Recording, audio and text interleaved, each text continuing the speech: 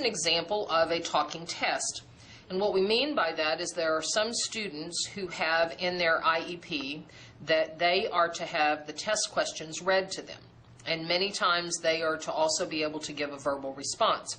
The difficulty from the teacher's perspective is that if I have 5 or 6 students in my classroom who each need to have the test read verbally to them, I've got to do that individually to each child.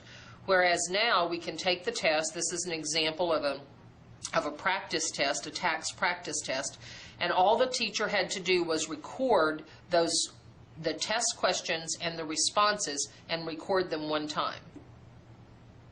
Sunspots appear to be darker than the rest of the sun's surface because they are partially hidden from view, in the shadow of the sun's corona, cooler than the rest of the sun's surface, made of dark-colored minerals. So now what the student could do is either take their piece of paper and write down number 22 and give the correct response, or write down the number 22 and then give their verbal response. And all we have to do to train them to do that is give them their piece of dot paper, they write down 22, hit record, record their answer verbally, and hit stop.